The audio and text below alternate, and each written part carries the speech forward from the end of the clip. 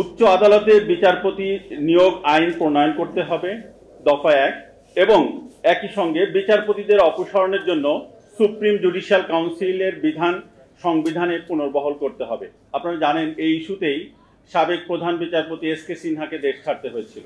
আর আজকের প্রধান অতিথি সম্মানিত সভাপতি এবং গণ অধিকার পরিষদের সম্মানিত সভাপতি এবং সাধারণ সম্পাদক এবং বাংলা ঢাকা সুপ্রিম কোর্ট এবং বিভিন্ন বার থেকে আগত আইনজীবী বন্ধুরা, বিজ্ঞ আইনজীবী বন্ধুরা এবং সাংবাদিক বৃন্দ, অন্যান্য ইউনিটের নেতৃবৃন্দ, সবাইকে আসসালামু আলাইকুম।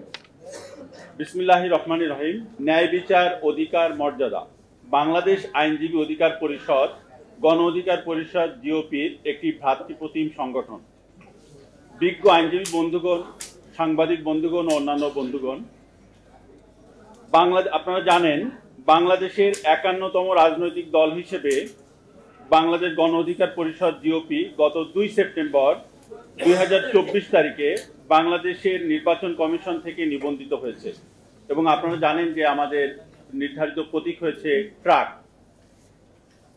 এরই অন্যতম সহযোগী সংগঠন হিসেবে বাংলাদেশ আইনজীবী অধিকার পরিষদ ন্যায় বিচার, আইনের শাসন, আইনজীবীদের অধিকার, পেশাগত মর্যাদা প্রতিষ্ঠার লক্ষ্যে কাজ করে যাচ্ছে। তৎপরিপ্রেক্ষিতে বিচার বিভাগের পূর্ণ স্বাধীনতা এবং সারা বাংলাদেশে আইনজীবীদের অধিকার প্রতিষ্ঠায় 11 দফা কর্মসূচি ঘোষণা করা হয়েছে। নিম্নে আমাদের 11 দফা কর্মসূচি। আপনারা ইতিমধ্যে অনেকেই পেয়েছেন, যারা পাননি পেয়ে যাবেন, তো আমি আপনাদের সামনে পেশ করছি। উচ্চ আদালতে বিচারপতি নিয়োগ আইন প্রণয়ন করতে হবে, দফা 1। এবং একই সঙ্গে বিচারপতিদের অপসারণের জন্য সুপ্রিম জুডিশিয়াল কাউন্সিলের বিধান সংবিধানে পুনর্বহাল করতে হবে। আপনারা জানেন এই ইস্যুতেই সাবেক প্রধান বিচারপতি এস.কে. সিনহাকে দেশ ছাড়তে হয়েছিল।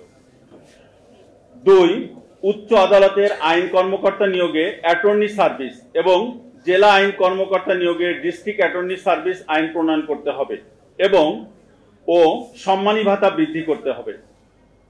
দফা 3, বিচার বিভাগের পূর্ণ স্বাধীনতা ও আইনের শাসন নিশ্চিতকরণে পৃথক সুপ্রিম কোর্টের সচিবালয় প্রতিষ্ঠা করতে হবে। আপনারা জানেন যে মাজদার হোসেন মামলার এই বিষয়টিও আইনজীবীদের প্রাণের দাবি। দফা 4, হাইকোর্ট ও জজ কোর্টের বিতর্কিত বিচারপতিদের আশু অপসারণ করতে হবে।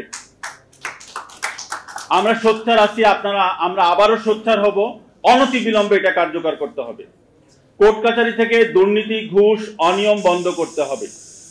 আপনারা মাঝে মাঝে প্রায় আমাদেরকে দোষারোপ করে থাকেন, আসলে অনেক ক্ষেত্রে এই দুর্নীতির কাছে, এই ঘুষের কাছে আমরা আইনজীবীরাও জিম্মি থাকি। দফা 5, আইনজীবী সুরক্ষা আইন প্রণয়ন করতে হবে। দেশে ও বিদেশে আইনজীবীদের প্রশিক্ষণ ও নবীন আইনজীবীদের ভাতার ব্যবস্থা করতে হবে।